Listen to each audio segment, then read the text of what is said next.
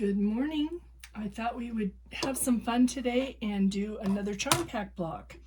This is going to be a takeoff on the one that we did before with the star points, and you are going to need 3 pieces for your stars and the outer edge blocks that we're going to make. You'll see why. Okay, so we need 3 of 5-inch squares. So 5-inch squares. If you have a charm pack, which this is a charm pack.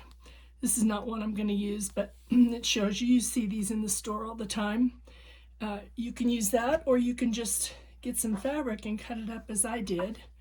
I fussy cut my center block because I want to use this little cabin. I got this fabric back in Minnesota when we were on a shop hop one time. That's going to be my center of my block. And then you'll need 1, 2, 3, 4, 5, 6, 7, 8. You'll need 8 pieces for your block. Okay, I'm going to set those aside for right now, and I'm going to tilt that up so it's out of my way here. I hope you can see everything in the video. Please give me some feedback because I'm kind of new to this, and that would be helpful for me. Okay, so we're going to set our little charms, our 5-inch squares, on top of each other. And since they're 5 inches, we're going to cut them in half. So we need 2.5 inches. Now we're going to just cut 2.5 inches straight across. Okay. Now we're going to keep that together. We're going to turn this sideways, and we're going to cut 2.5 inches again.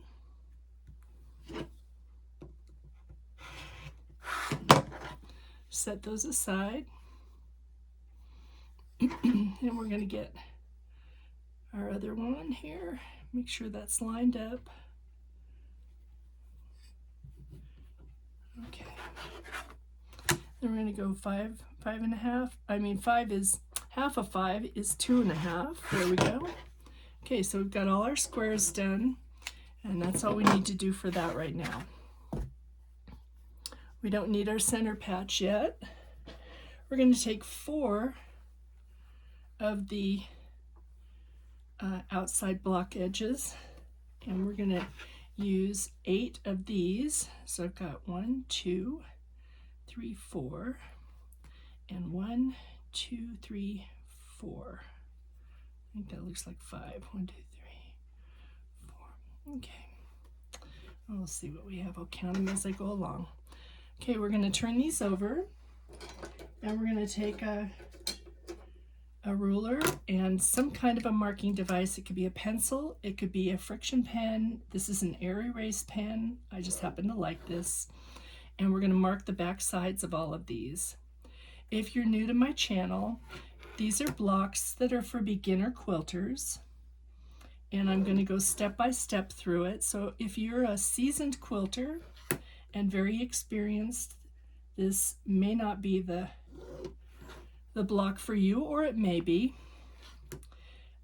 You can always fast forward through the video and see what it is that you need to see for. Yeah, I do have one too many here. There, I thought I did. Okay.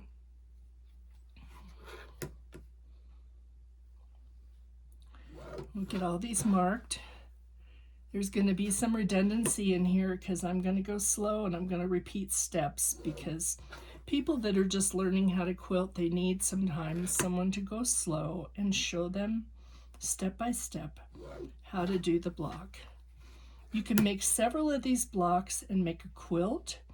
You could make one of them and make a table topper. You could make 3 of them or 4 of them and make a lovely table runner. So just ideas to keep in mind. Okay, we're going to take one of these and we're going to place it in the corner here. And I'll tuck a little pin in it. You don't have to pin it, but I'm just doing this because there may be some new quilters out there and you want to be precise with your quilting. That helps. Okay, I'm sewing on my little featherweight Singer. This is a vintage machine from the 1950s. And I love sewing on it.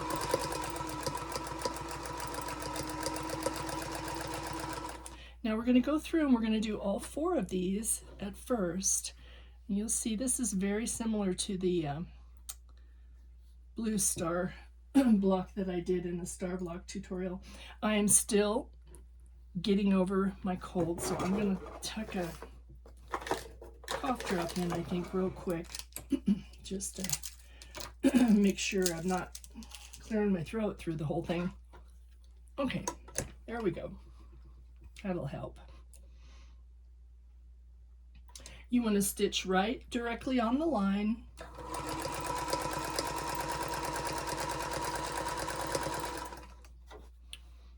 And we're just going to do all 4 of these.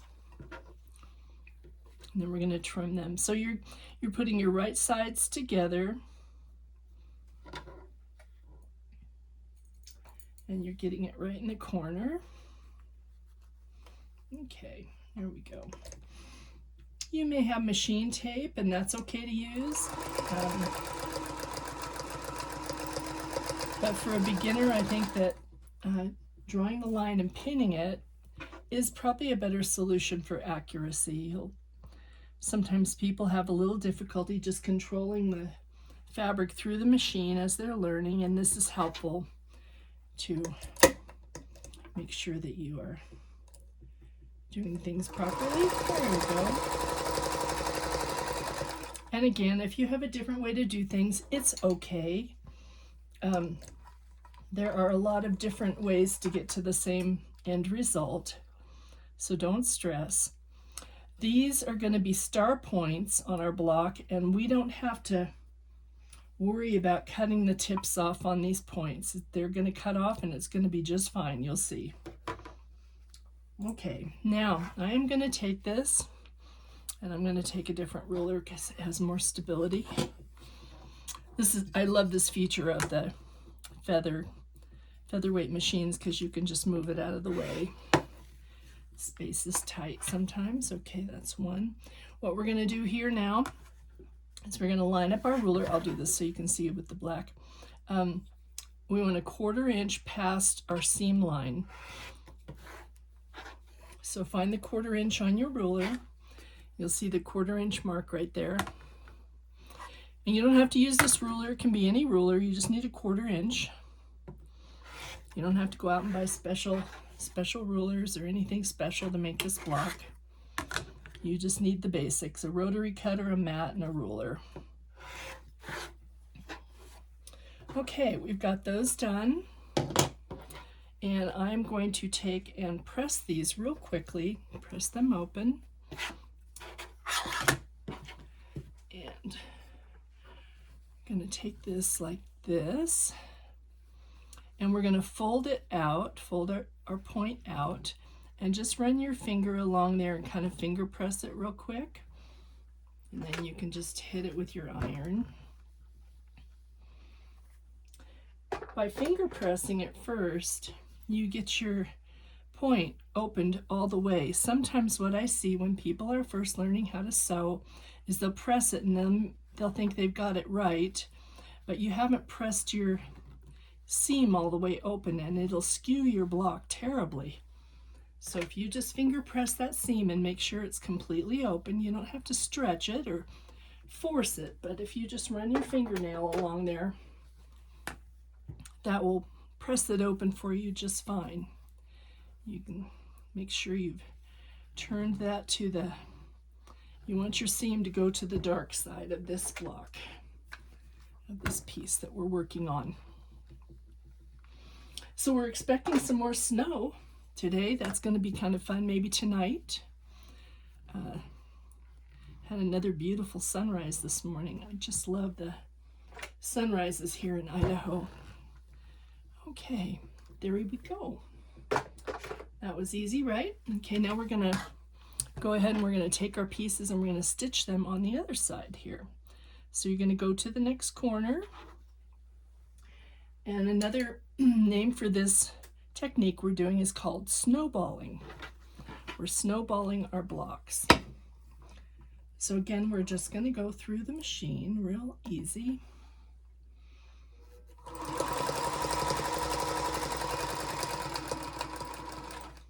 Okay.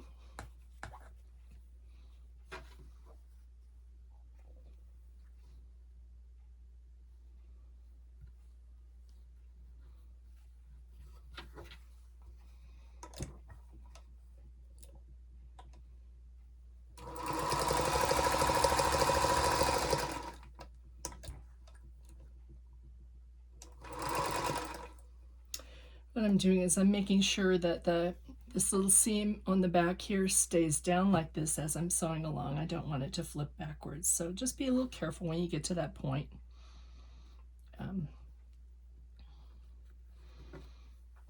Okay.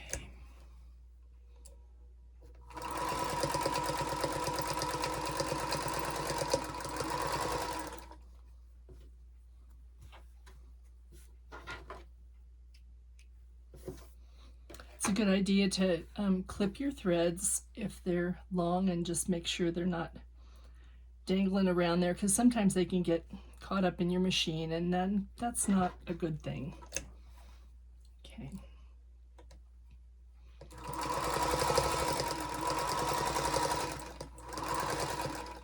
If you're a first-time quilter, I'm going to suggest that you, if you're wanting to get yourself a machine, that you just get yourself a little Singer, maybe a used machine, or one that's inexpensive. I wouldn't pay over $100 probably for it. Maybe a Janome. You sit and sew on them and see what you like, but I wouldn't go out and spend thousands and thousands of dollars on your first machine, because you may not like this. This may not be the art form for you, or something that you're going to want to do long term. Now we're going to trim this again. You just need something when you're quilting that's going to do a straight stitch. It doesn't have to do all the fancy schmancy stitches, and that's why seasoned quilters really love the featherweight machines from the 1950s and prior. They love them because all they do is a straight stitch, and they do a beautiful straight stitch. And they're an all metal machine, so they're just lovely. And you can usually pick them up for, well, I want to say right now they're probably going for about $400 to $700 a piece. So that's a lot for a first-time quilter, but down the road, if you like it, if you like quilting and you think it's for you, then that would be a worthwhile investment, I think. They're very portable. Again, we're finger pressing, and then we're going to press this block just like that. Okay. So there, we've got one of our star points made already. Somebody asked me the other day what iron I was using. I'm using a Panasonic cordless. I like the Panasonic. It's a little heavy, but it's good for me when I'm working on the long arm. If I have to press something out on the long arm, I'm not dragging a cord behind me, so that works for me. I also have regular little like Sunbeam steam irons that are very inexpensive. They're lightweight. If you're going to do a lot of piecing during the day, a lot of chain piecing where you're going to have repeated pressure of pressing, it's not pressure but pressing, you're going to want to get a lightweight iron, whatever you get, because you'll feel it in your arms by the end of the day. Your arms and your shoulders. Okay, we've got our 4 points together. Now we're going to do something fun with this block. We're going to take and we are going to cut these all in half. Okay.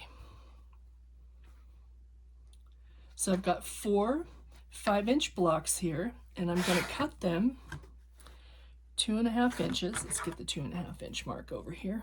There we go. 2.5 inches. Cut straight across. Okay. We're going to set this aside, and we're not going to bother with it just yet. We're going to take these 4, and we're going to cut them in half again. 2.5 inches. So we've got 8 pieces now, okay? We don't need 8 pieces, we only need 4, but we're going to have 8. So we'll take 4 of these, and we will stitch them together, right sides together, with the 4 remaining pieces from the blocks we cut initially. If you are using a directional fabric, which I would suggest that you don't do that for your first block, try to pick a fabric that is not directional. In other words, there isn't a right or wrong, an up or down or sideways to it. You want to just have an all-over pattern because it can get a little fiddly matching things up. And it doesn't matter which side you sew this on. We're using a 1/4 inch seam allowance on all of these.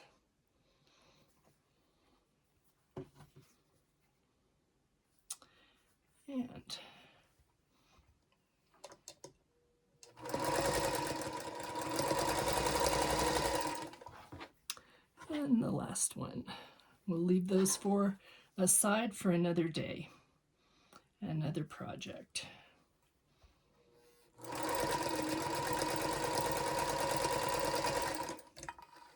Okay, that was easy, right? We're going to press these open, pressing to the dark fabric. So we want our dark fabric to be on the back side. So we want to go like this and open it up to the dark fabric, finger press again, and then we're going to hit it with our iron. Okay, I'm going to set that aside.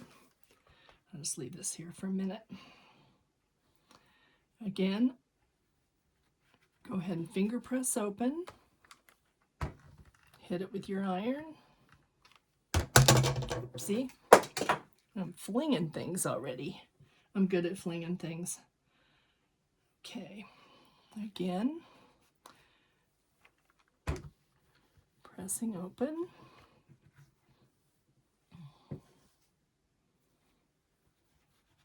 And again, pressing open. Okay, we've got that. I'll grab my... There's a docking station for the Panasonic iron, and that's what I put into. Now we're going to take these 4 pieces that we set aside, and we're going to sew these together. Now you're going to notice that we've lost a little bit of the length here because we've taken up a seam allowance here. Don't worry about that. Just go ahead and line it up like this. And we're going to stitch down, and we'll trim that away after. So again, we're using a 1/4 inch seam allowance. Make sure your edges are aligned. And go ahead and run that through. I'm going to show you a little trick if you have a hard time maintaining a 1/4 inch seam allowance. You can use one of these sew type magnets. Stick it right on there, right on your 1/4 inch seam allowance, and you can just sew and use that as a guide. They're very strong magnets. Okay, here we go. That'll just give you a spot to line your fabric up to, so you keep it level or even. Okay.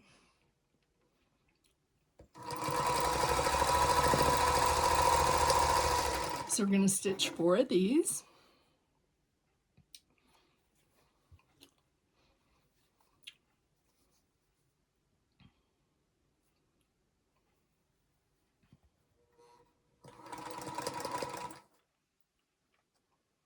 The nice thing about this is there's really nothing to match up on this block until we get to the 9-patch portion of it, and I'll show you some tips to do that with. Okay, so what we're doing right now is called chain stitching. We are just stitching one right after the other, and we don't cut our thread in between. That saves on thread and it saves on time because you're repeating the same step over and over again. Okay. Again, this time we're going to press to the dark side of the block, okay? To the dark fabric. Go to the dark side. Okay, there we go. So that's one. I'll heat that up again. And take the next one and roll your seam open and just press so you can see that seam. You want to make sure it's open completely. That's the trick to accurate piecing. One of the tricks.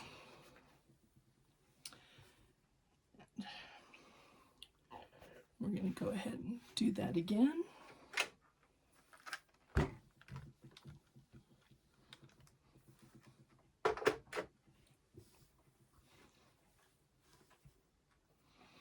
And we're going to do that again. That's our final corner. Okay. Now we're going to trim these blocks so that they are level with this raw edge here that we've got. Okay. So just go off the edge that's hanging over and just trim it off, okay? And it helps if you have a line that goes this way that you can line up on your seam allowance there. That will just help you keep things level and even. Okay.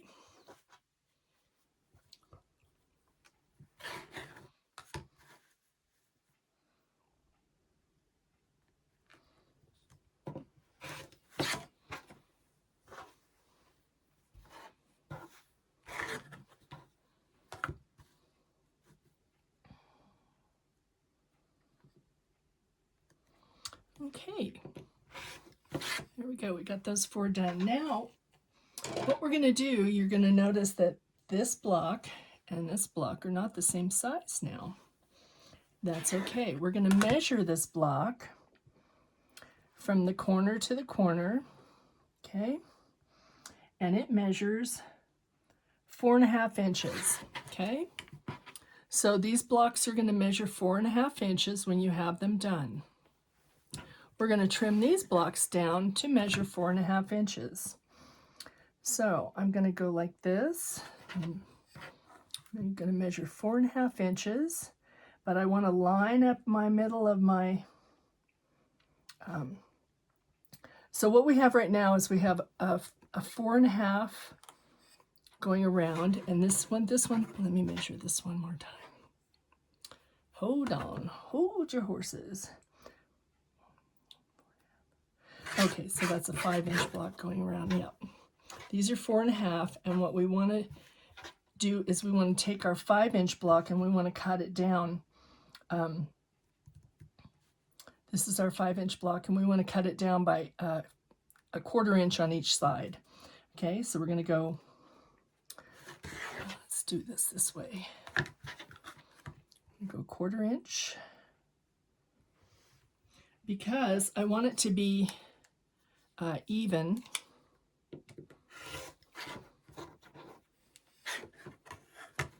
So that my points are in the middle. So take a 1/4 inch off each side, just like that.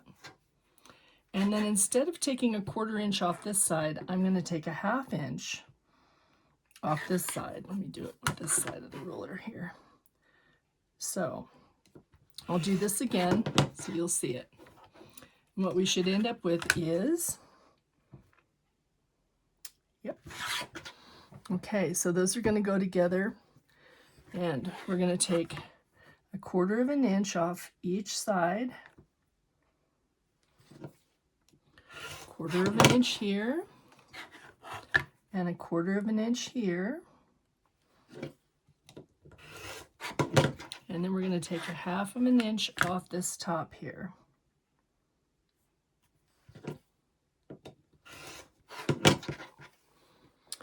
And we're going to do the same. So line your ruler up 1/4 inch.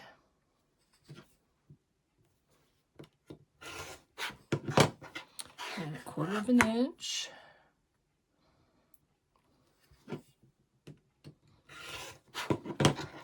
And then a 1/2 inch off the top. If you're making this block and you get confused, you can go ahead and stop the video and make your cuts and then continue on. 1/4 of an inch and 1/4 of an inch.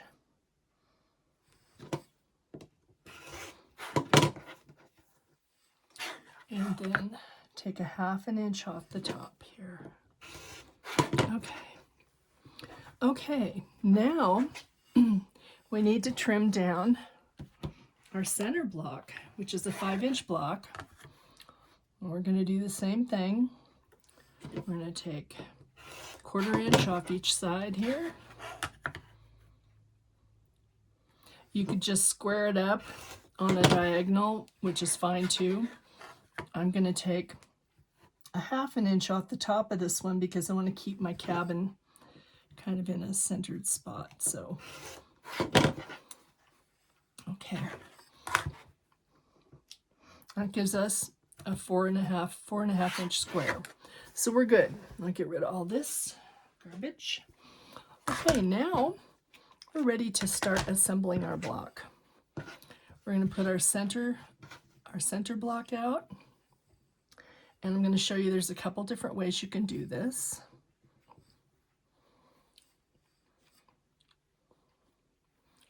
These are our points. If you want to make a star, that would be your point. This is going to give us kind of almost like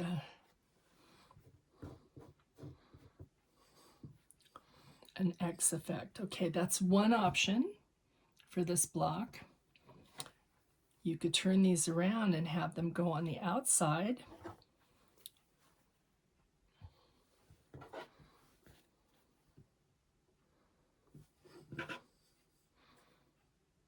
Just like that.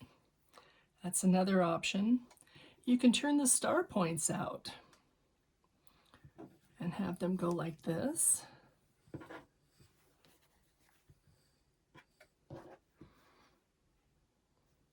And then you can put these back in the middle. You can see that that gives you kind of a grid almost going with almost like an economy block in the center, okay?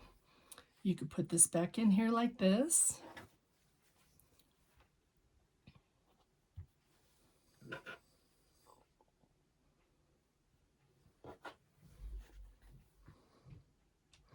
So you can see that that gives you a variety of designs that you can make with your quilt. I am kind of liking. Okay, honey, thank you.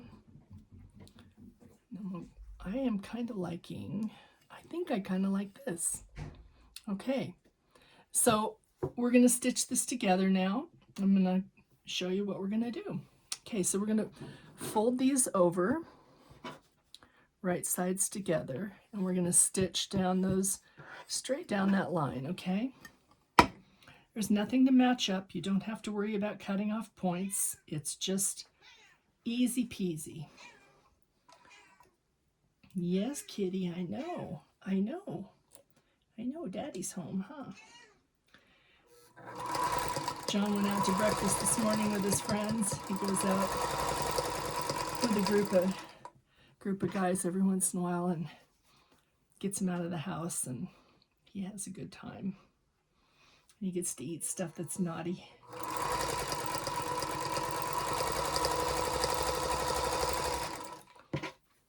Okay.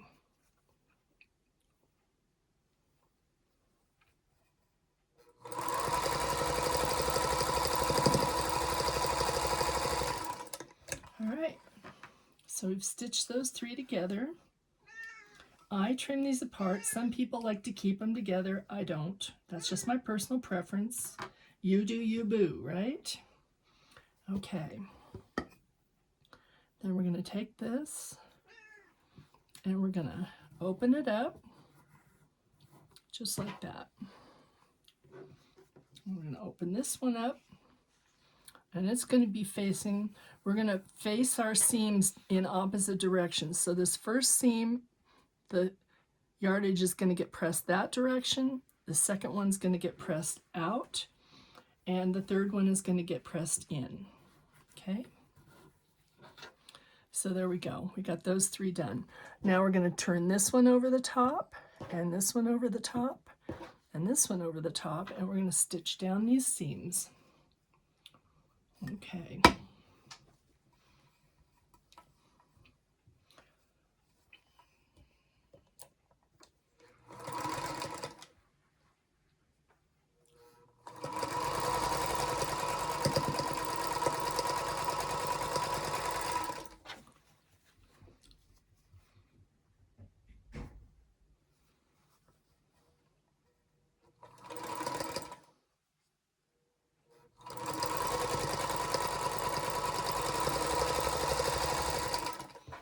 And then we're going to do this one.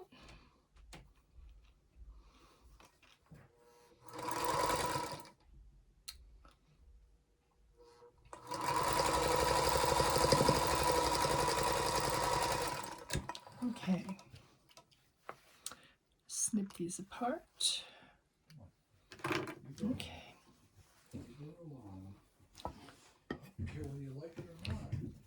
I'm doing a video right now, honey.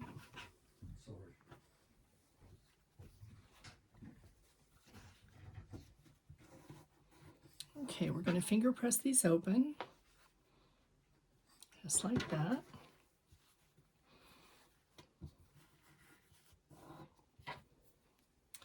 Okay, now go ahead and I'll press these real quick over here, and oops, I'm knocking that with my knee. And we'll put the rest together. It's helpful to press this at this point so that you have nice open seams when you're putting everything together. Okay, that's one. And this one we're going to press to the outside. Press to the outside, and this one needs to go to the outside.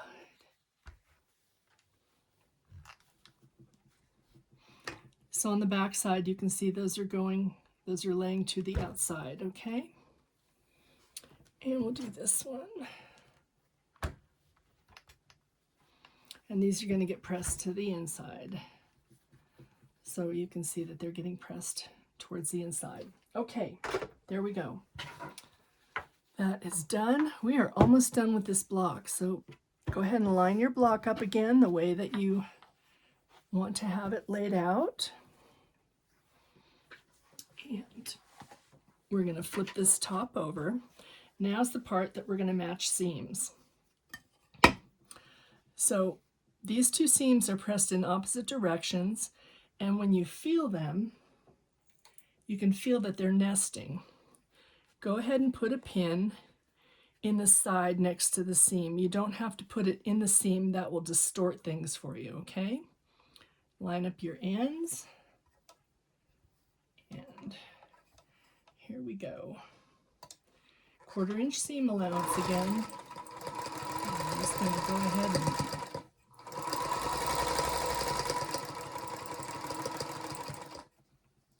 we'll do the same over here. Now you don't want to put a pin in it, you can go without pinning it. It's just fine. You need to be able to feel that those are nested together.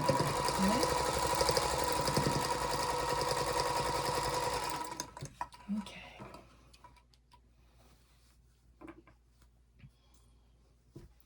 Trim off your little bits. Okay, pretty good. So we've got that, and now we're going to put this over here like this. And we're going to again line up your seam and pin to the side.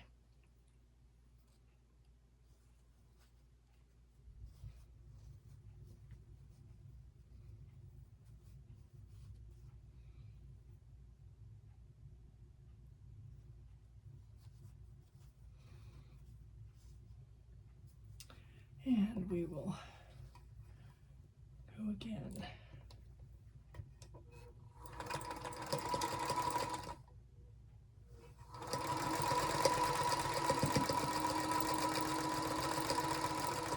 These are very forgiving, so don't Don't stress.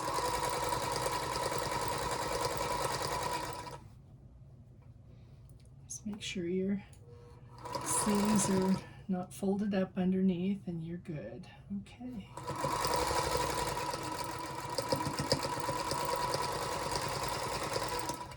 And that's it. We've made our block. Let me just press this out real quick for you. I'm going to do it over here on the ironing board behind me, so you won't be able to see necessarily, but I will show you just as soon as I'm finished.